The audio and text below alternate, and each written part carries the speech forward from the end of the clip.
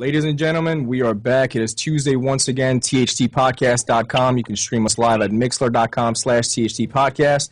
We have a special guest today, former IWA and CZW Tournament of Death winner, former CZW champion. He's worked everywhere from the Texas Indies to the Northeast. He's had many tours in Japan. He's worked in the Europe area. Ladies and gentlemen, we have none other than, in all capital letters, MASADA. How's it going, man? It's going good. Thanks for having me on, guys. Yeah, absolutely. How you like that intro, man? I liked it. That's a hell of an intro, huh? Well, first of Very all, cool, man. Absolutely. A lot of people don't know, but you trained with Paul London. You weren't trained by him, but you guys were both getting trained in Texas. Do you still keep in touch with him at all? Yeah, I do. Actually, I see Paul every month at ACW in Austin and Anarchy Championship Wrestling. Nice. Yeah. You got any upcoming shows coming up there in Texas? I just did RCW, River City Wrestling in San Antonio, and I have ACW coming up this Sunday. So I'm sure I'll see Paul there again. There you go, man. And you were actually in Ring of Honor for quite some time in the early days. You worked with guys like Alex Shelley, Train Acid, Jimmy Jacobs, Jack Evans. From what I remember, Roderick Strong actually came a little bit after you. And you were also around guys like Homicide. Who were some of the favorite guys that you worked with in Ring of Honor, and maybe some of the people that you didn't particularly take a liking to? Man, that's so long ago. I'd say for the most part I enjoy working with everybody, but there's some people that, that always play like the little game, like, oh, I'm hurt, so I can't do this and I can't do that. No, man, nothing off the top of my head comes off right away. That's what I have to sit back and think about. But I did work with Roderick, like when he first came in. We did a 6-man mayhem match in Boston.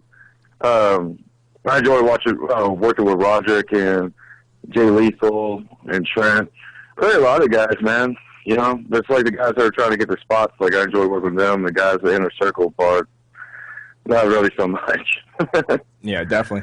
Another guy, Trent Acid, man. I think that guy, he was very underrated. He did a lot of the Northeast shows and stuff like that.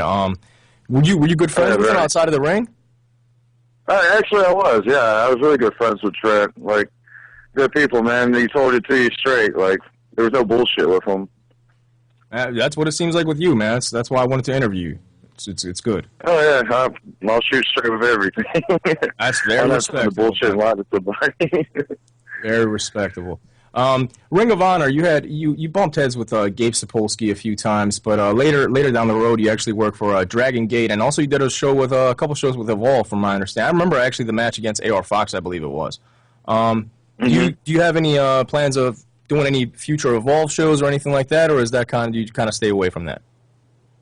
I don't plan on doing any Dragon Gate or Evolve shows. Like, I did a little run, and Gabe and I don't ever see eye to eye, and this stems from something from Ring of Honor, and we don't get along for whatever reason it's been. And I'm not a child, man. I'm not going to play into the bullshit games. Like, March 8th, it's actually been 16 years of being in pro wrestling. So a lot of people didn't know that. 16 years, and I don't have time for bullshit. There you go, man. Yeah. That's a long time. You also did a couple matches for TNA. You worked with guys like Disco Inferno. And did you ever deal with Conan when you were in TNA? My first match in TNA was against Conan in a singles match. And then I wrestled Disco Inferno and David Young. And then also wrestled Free Live Crew, Ron Killens, Conan, and then Road Dogg, Jesse James. Nice. How was your experience in TNA? The time being, like, when I was there, I really didn't like it because it didn't really get any leeway of, like, okay, this is what you need to do, this is what you need to work on, or how to get a job here. It's almost like you're just here to, do a squash match, and that's it, and nobody's really giving you any advice or taking you under their wings to actually get a spot there. So that level of things, I didn't really care for it because I was kind of hoping for more. And noticed, like, the locker room's, like, super segregated with, like, so many people. Like, guys that work for ECW stayed here. WCW guys stayed here. WAF guys stayed here. And the guys that work for all three promotions would, like, kind of mingle with each other, but not so much. And then the independent guys just stayed there, in their own little groups. I kind of got the vibe, like, no one's out here to help you. It's pretty much cutthroat, and that's how it is. Unfortunately, that's how wrestling is in general. Yeah. But that's the first time I started getting that vibe off of stuff like that. Yeah, man. From the outside looking in, that's what it seems like. It seems like a cutthroat business. But Boxman, you got a question? Yeah, I wanted to ask about the what was the most stitches you've had from a match? Was it that gusset plate match with Danny Havoc? What's the most what? Was it that Sorry? the gusset plate match that you had with Danny Havoc? Was As far as like the most blood or most gruesome match, is that what you asked? most stitches from a match? Oh, it's most stitches. Oh man. Actually, I'd say the most stitches I've ever gotten from a match actually was in Japan against Miyamoto it was Miyamoto, Jun Kasai, and I forget the other person. I want to say Isami. That's the match I got the most stitches. I got probably about 200 stitches. I got a bad laceration on my hip, and then on my chest and on my shoulder. And unfortunately, that match never actually even aired. It was something for Spike TV. So, well, that's the match I've actually gotten cut up the worst. Man, that is a waste of bloodshed right there. That's a waste. That sucks. Yeah, I never understood some things that Big Japan did for the longest times. Yeah. Wow. Now, speaking of Big Japan, you actually you started Big Japan kind of early in your career. Actually, before many guys went over there, like Madman Pondo, Necro Butcher, Too Tough Tony. I know you had a good relationship with Too Tough Tony. What are your thoughts about Madman Pondo and Necro at the time? At the time, Kevin and Pondo and I always got along. Me and Necro did not like each other at all. He came through the Texas area, and the way I looked at it back then, I have a lot of respect for Dylan now, Necro, but coming up at the time, like, for me, like, my style was more or less like I want to be a deathmatch wrestler and actually show that I can wrestle and like, put psychology in the matches. And, that's what made me fall in love with that style of wrestling, like with matches like from FMW and ECW. And then for me, when Necro came up, it was just like the typical, garbage wrestling. I'm going to hit you with this, you hit me with this, and no sell everything, and there's no story on anything or any kind of teasing. But later on, like working with him so many years, like he's like a big brother to me now. But at that time, we did not like each other. Yeah. Now, one match I would definitely love to see, which probably won't happen now because of his age, but I would love to see Abdullah the Butcher against you and see you insert the skewers in his head. I think that's just an unforgettable sight to see. Have you ever met Abdullah? And if so, any thoughts on Abdullah the Butcher? I actually have met Abdullah the Butcher. There was one time I was doing a show in Kyoto, Japan, and I don't know if you're familiar who MASADA is. Yeah. He's a famous super fan out of Japan. But we were taking a bullet train, and it was me, Jun Kasai, and Nikon Lee. And MASADA actually came up to us, like, in our different trails. And, do you want to meet Abdullah? And I was like, yeah, sure. And he's like, meet him at the show? And he's like, no, meet him right now.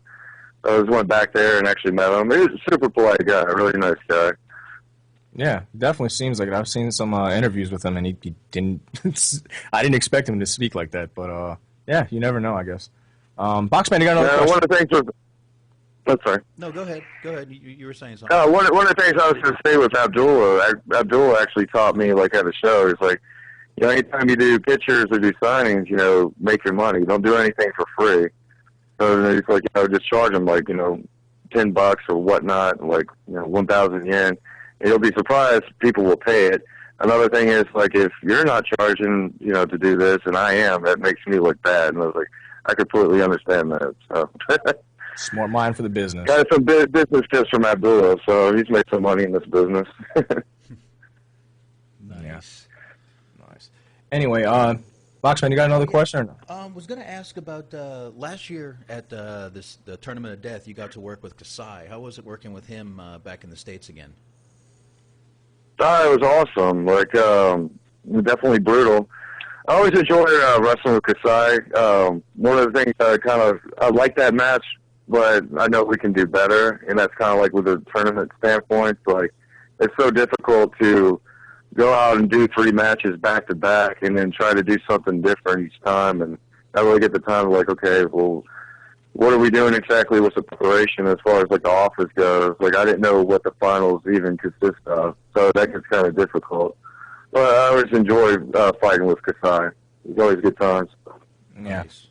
And you briefly mentioned selling autographs and things of that nature. I always thought you were great at branding and selling unique merchandise. For example, like the skewers with the skull and some of your bone jewelry. Do you still do the bone carving? I still do. I'm running a business right now. It's called Exile Artifacts, and that's what I've been doing a lot of right now. Is I do custom bone art, and as you were saying before, I also like make skulls and pretty much anything you could think of. Like I'll go ahead and make it. It's just completely 100% custom art, handmade by me. Awesome. A lot of people didn't know that I was into that type of stuff, so how people kind of catch it on. There you go, man. You got a website for that you want to plug in case anybody wants to buy some? Yeah, the website actually is under construction right now. It's www.exileartifacts.com, and then there's also Exile Artifacts on Facebook. So anybody that checks that out, go see what I have, and there's tons of stuff that are constantly being put up on there. Yeah, definitely, man. Check it out. Definitely check it out. I co-sign. I was at the Tournament of Death last year. You got some cool merchandise, definitely. And his shirts as well. They're not like corny. They're not like corny ass typical wrestling shirts. They're actually something you would want to wear outside. But any wrestlers that had a problem with taking the skewers, because that seems like the most brutal thing ever. It's hard for me to watch it. So I'd imagine there were probably a few that were kind of in fear of taking the skewers. The only person I've ever had an issue with that was a young kid in San Antonio, and I guess he just assumed like they just randomly do this for no reason. But we were already working a program, and it's like, okay, well, you got your heat on me. Later on, I got to get something back on you. Like, shows down later. And he was the first person that ever told me he wasn't going to do it. And it's like, oh, I'm a veteran here, and I'm telling you, it's not as bad as you think it's going to be. Realistically, it is, but I don't really care. He was only like 2 years in. I was like, I'm not going to do anything just to try to get myself over. Realistically, it's going to get you over as well.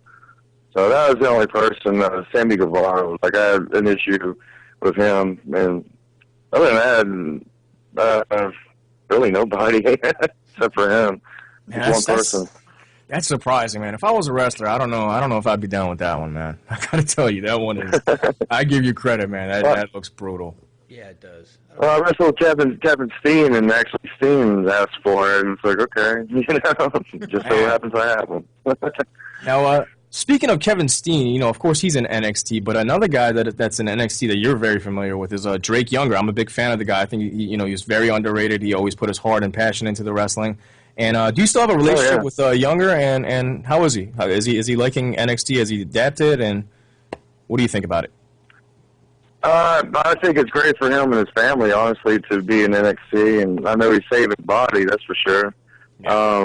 And Drake's a good guy, like 100%, like honest person, good heart, and good head on his shoulders. I'm really happy for him. Yeah, absolutely. If you could book yourself into a favorite dream match, who would it be against? Would it be against like somebody like Mr. Pogo, Atsushi Onita, Terry Funk, Carlos Colon? Who would it be? Oh, man. I'd say, like, if Hayabusa was still wrestling, Hayabusa would be one.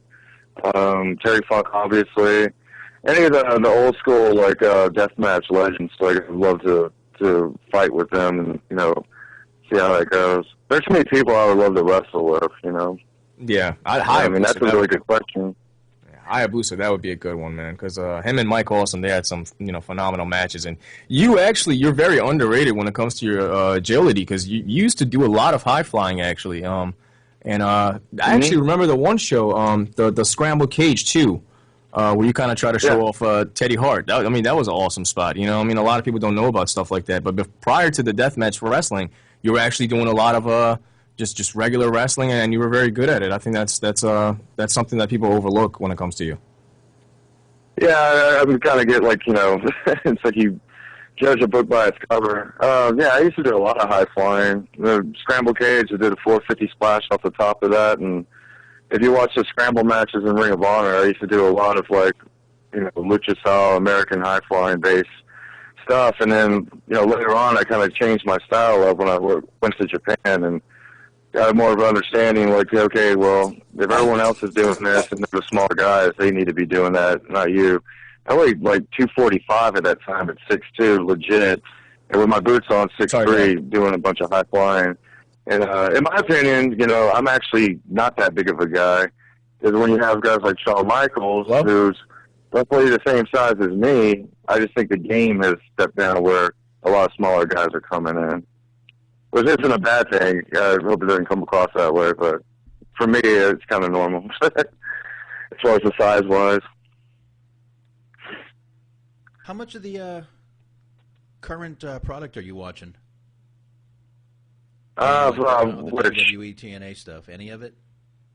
To be honest with you, I don't watch any of it. I'll catch just, you know, bits and pieces here and there, and that's typically when I'm visiting, like with my friend Scott Summers. And other than that, I don't follow it. I don't pay attention. I'm usually pretty busy, and a lot of stuff I don't really care. Yeah, you know. I think the more I've gotten into the business, the less I've watched it. You know. Yeah. All right. Sorry about that, Peep. I don't know what the hell happened. We lost something. So whatever. We're back. All righty. Sorry. We're back Sorry, with MASADA. Oh, it's okay. No problem. Appreciate it, man.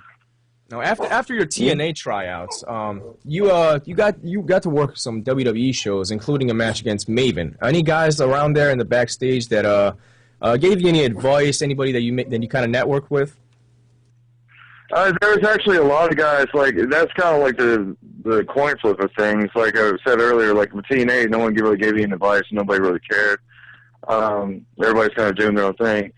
A lot of people in WWE actually pulled me aside. Michael Hayes was one of the main ones. He actually came up and sold me and Maven. He's like, Maven, that's one of the best matches you've had on TV.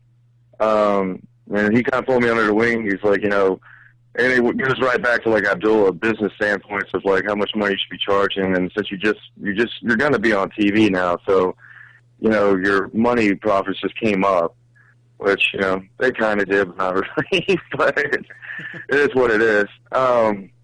He gave me a lot of advice. Chris Cannon did, Bill DeMont, and as a matter of fact, even Regal did.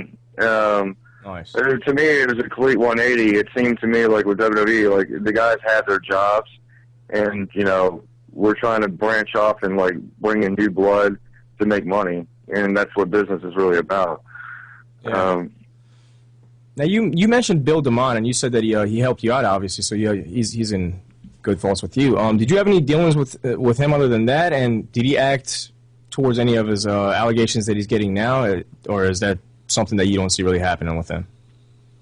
I mean, the thing is, like, with Bill, like, I did some training with him, like, before Raw and SmackDown. But it's not like you're at NXT, and I've heard the drills and all the stuff that he does. Right. I didn't experience that. Of course, we're only training for, like, an hour long, and then get straight to work. So I can't really, you know, say anything about that, because I've never experienced that, but I know a few people that actually have. Jacob Pliskin, Biohazard, who's from San Antonio, told me horror stories like when he was in Deep South, and Bill's really tough on guys. Yeah. Almost like a drill sergeant in a way.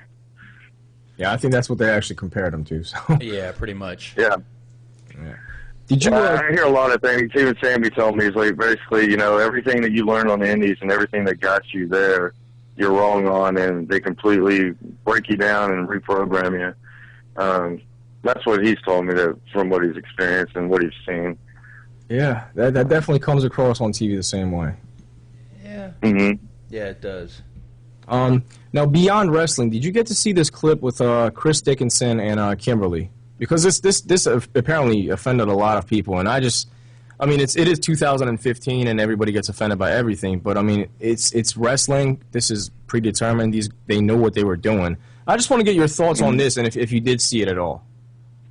I haven't seen it. I don't know what that's about.